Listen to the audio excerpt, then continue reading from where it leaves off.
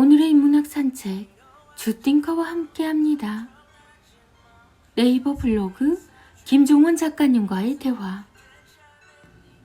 희망의 몸집을 키우는 글. 와인을 취미로 소개하는 한 유튜버가 업로드한 영상에 이런 댓글이 달렸다. 와인 취미로 하다가 늙어서 고생합니다. 99개의 댓글이 좋은 와인 추천에 대한 고마운 마음을 표현한 댓글이었는데 단 한 사람만 이런 댓글을 남긴 것이다. 이런 댓글을 볼 때마다 이런 생각이 든다. 왜 굳이 나서서 미움을 자처하지? 그 사람의 건강을 걱정해서 해준 말일까? 그럼 이렇게 표현을 조금 바꿀 수도 있을 텐데. 와인을 오랫동안 건강하게 마시려면 어떻게 해야 할까요? 건강을 유지하며 오랫동안 좋은 와인 소개해 주세요. 사실 이런 접근도 좋은 방법은 아니다. 애초에 이 표현은 듣기 좋게 바꾸기 불가능한 말이기 때문이다. 이건 마치 운동선수들에게 이렇게 말하는 것과 같다. 그렇게 매일 운동하다가 늙어서 골병 납니다. 온라인에서 정말 수많은 댓글을 매일 목격하지만 볼 때마다 놀란다. 왜 이렇게 말하는 거지? 굳이 이런 댓글을 왜 남기는 거지? 이 사람은 왜 이렇게까지 생각하게 되었을까? 결국 그 모든 사색이 나의 글로 변주되지만 아픈 사람들이 많아서 안타깝고 그게 내가 열심히 써야 하는 이유이기도 하겠지. 희망의 몸집을 키우는 글을 쓰고 싶다. 꽃이 되는 시간과 공간. 최근 와인을 더욱 즐기게 되면서 그간 즐기던 싱글몰트 위스키에 전혀 입을 대지 않고 있다. 피아노를 연주하듯 와인을 입에 넣고 즐긴다. 중요한 건 그 섬세한 느낌과 감성이 내가 쓰는 글에도 번진다는 사실이다. 맛없는 와인을 마시기에 인생은 너무 짧다 라는 괴테의 말은 결국 의미 없는 글을 쓰기에 인생은 너무 짧다라는 말이었다. 연주하듯 와인을 마시는 동안 그게 누구든 세상에서 가장 아름다운 꽃이 된다. 카카오 스토리 김종원 작가님의 생각 공부. 새해에 소중한 사람들에게 들려주면 좋은 인생 철학. 1. 살면서 어떤 일을 하든지 최선을 다하는 자세는 정말 중요해. 그래야 나중에 후회가 없으니까. 2. 네가 정말 하고 싶은 일이 뭐야? 그걸 제대로 정하지 않고 살면 어리석게도 아무 것에나 빠져들게 되지. 3. 내가 하려는 것이 스스로 생각했을 때 정직한 일이라면 나는 언제까지나 응원할 수 있어. 4. 네가 세상과 사람들에게 좋은 마음을 전하면 그 마음은 좋은 소식이 되어 돌아올 거야. 5. 사람들에게 인정받으려고 네 생각을 바꿀 필요는 없어. 때로는 바꾸지 않는 생각을 통해 나의 가치를 빛낼 수 있지. 6. 쉬운 일은 아니지만 네가 주변 사람들에게 사랑을 전한다면 그 사람들은 다른 사람들에게 사랑을 전하는 법을 배울 수 있을 거야. 7. 내 이름은 김주영이지? 언제나 네 이름을 자랑스럽게 생각하렴. 네 이름은 네 가치를 보여주는 증거이니까. 8. 기쁨은 정말 중요한 거야. 아무도 옆에 없어도 내가 나를 보고 있다는 생각으로 행동해야 기쁨을 지킬 수 있단다. 2023년 1월 김종원 작가. 쉽게 행복해지는 사람. 나를 생각하는 것처럼 남도 생각할 수 있다면 작게 불행하고 쉽게 행복해질 수 있다. 카카오 스토리 김종원 작가님의 기적의 필사법. 떼찌가 아이 성장에 최악인 4가지 이유.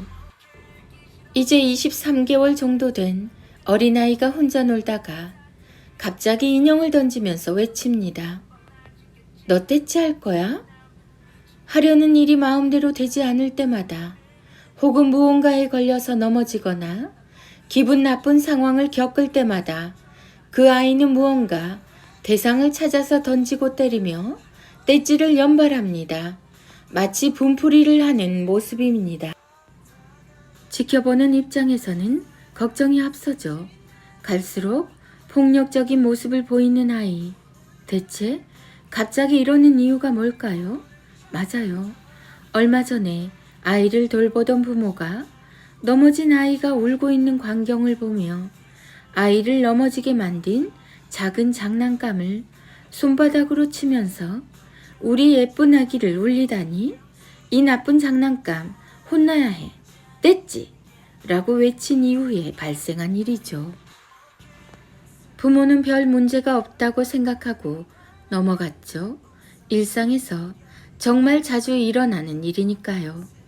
아이가 어딘가에 걸려서 넘어지거나 다치면 어떤 부모는 아이를 다치게 만든 대상을 찾아 떼찌로 혼을 냅니다. 하지만 이걸 지켜보는 아이 입장에서는 어떤 생각을 할까요? 이후에 아이의 삶에서 나타나는 문제는 여러분의 생각보다 크고 심각합니다. 떼찌라는 말을 쓰게 되면 아이는 이렇게 됩니다. 1.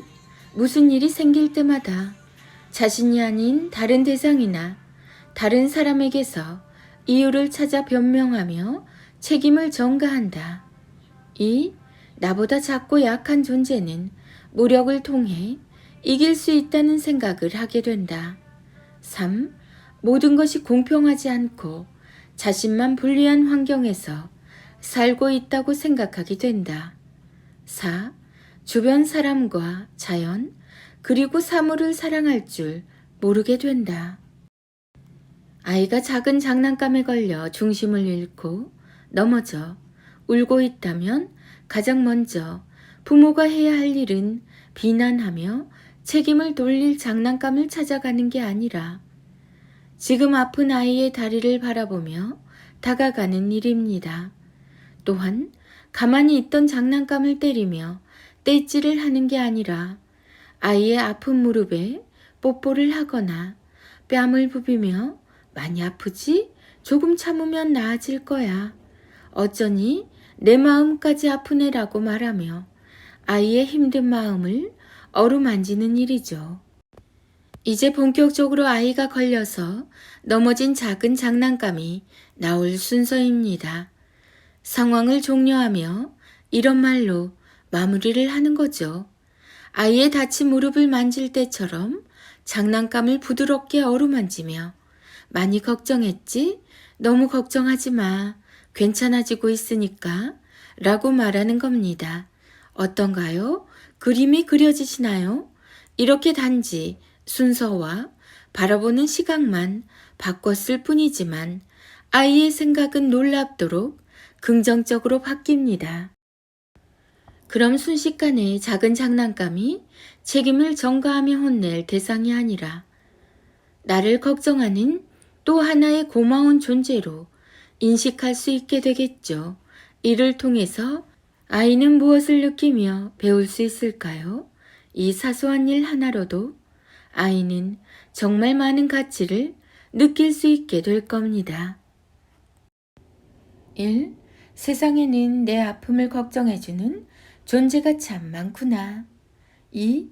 앞으로는 내가 조금 더 주의하고 조심하자. 3. 나보다 약한 존재를 더 사랑하고 지켜줘야지. 4. 내 주변은 사랑과 기쁨으로 가득하구나. 때리고 변명하고 책임을 전가하는 아이의 인식과 삶의 태도를 바꾸는데 필요한 건 결코 대단한 교육적 지식과 높은 지능이 아닙니다. 단지 한마디 말만 바꾸면 언제든 가능한 일이죠. 늘 기억해 주세요. 부모의 말은 아이에게 기적의 역사입니다. 띵컬킴 김종원 작가. 김종원 작가, 자녀교육, 부모교육, 책 육아, 떼찌, 육아, 육아맘, 홈스쿨링, 부모의 말, 예쁜 말, 좋은 말, 초등맘, 육아소통. 아이들의 낭송이 이어집니다. 인문학의 대가 김종원 작가님의 하루 한 장 365 내 아이 성장 인력. 억지로 무언가를 하지 말고 마음이 원하는 길을 걸을 수 있게 자신을 그냥 마음에 맡기세요. 그 길의 끝에서 당신에게 꼭 필요한 것을 만날 수 있을 겁니다. 엄마의 낭송입니다. 하루 한 장 365 인문학 달력. 좋은 문장을 필사하라. 필사하며 우리는 거대한 자신을 실감한다. 죽도록 아팠던 순간의 나를, 생의 한가운데서 펑펑 울었던 나를, 삶의 절벽 끝에서 아찔하게 서 있던 나를 만나고 안고 쓰다듬으며 치유한다.